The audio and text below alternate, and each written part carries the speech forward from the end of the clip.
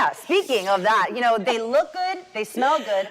They hopefully taste good. I know they do. If I was going to say, y'all can smell them all the way over there. I was surprised. I feel like maybe just because we're hungry that we were like, oh, they smell so good. But they look good, they smell good, and they look like the perfect Thanksgiving type of little treat that you could have. They Tell are. us what these goodness so buns we are continuing our non-traditional side segments today by talking about cranberry sauce. So I have seen studies where cranberry sauce was like the most like side dish that nobody wanted to eat, to try. Like they were just like, oh my gosh, I don't want to see cranberry sauce.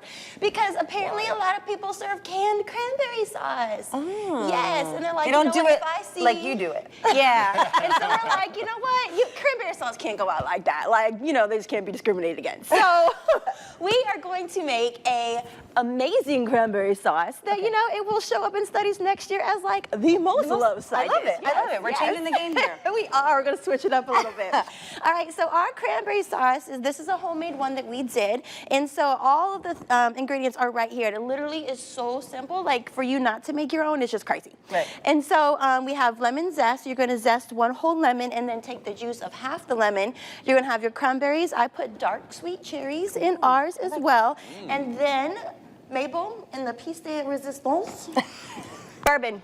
Ooh, is that Everybody like a loves secret bourbon. ingredient? Yes. Is that what it is? Yes. Okay, So we get it. We get it. And you can do like one shot, you know, but if you wanted a little festive and zesty, you can turn it up and maybe To your own a couple discretion. more. It's however you Yes. however you want to do Drink it. That'll make it responsibly. Yes.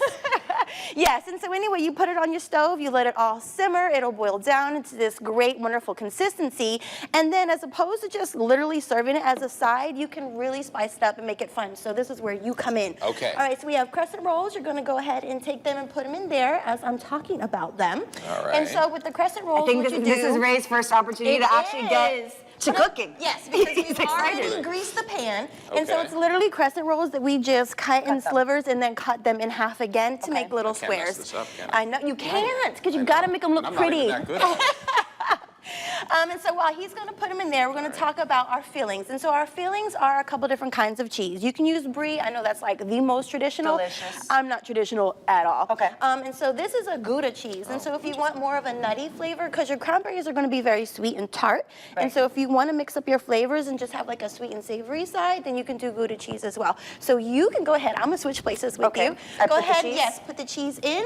Of course, a man puts the crescents on the side that's But not, not- not sprayed. You guys- I didn't even notice that. We'll fix that. Real quick. Teamwork makes the dream Yes, work. teamwork There makes we the dream go. work. And then after you put your cheese, you're going to go ahead and put your cranberry sauce on top. Okay. And then we Now, do you go sprinkle- heavy with this, or do you just? Well, so keep you it have light? to put it in the oven. So you don't want to go too heavy because otherwise it's going to just boil all Boil over the everywhere. Okay, place. that's Yeah, and so you want it to really have that great, neat consistency. At least I want it to. But if you know, if you don't Right. care how your food looks, oh my gosh, pile it on. It's completely up to you. It's your holiday.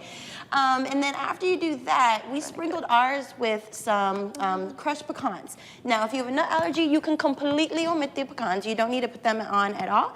And then you put it in your oven and you bake it for about 15 minutes, just until your tips get golden brown, like ours have here. Two more.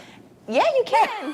What? Ray's like, I did this strategically. We have a lot of people to feed around. I know, here. I was going to say, I don't did want this them to blame me. strategically, but he just did not do the math. It's okay, we got it though, we got it. It's going to love be a it. fun holiday. Served with coffee. That's Yes. There you go. Or a there you side go. of bourbon. Oh, But then you better. can top it with your rosemary sprigs, and you literally have just a festive dish that you can use for Thanksgiving, Christmas, and like I said, it's a really fun way to kind of turn up your cranberry sauce and do something different, creative. Smells good? Smells good. I bet it tastes better. Am I allowed try to it. have it?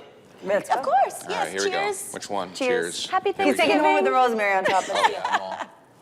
It'll give that interesting, that nice taste when you bring it all together. Delicious. We're not sharing. Delicious. Yeah. This plate's for us. I was gonna say there's another plate over there, so. If you want to find the recipe and learn more, you can visit our website, wctv.tv. Thanks, Rebecca.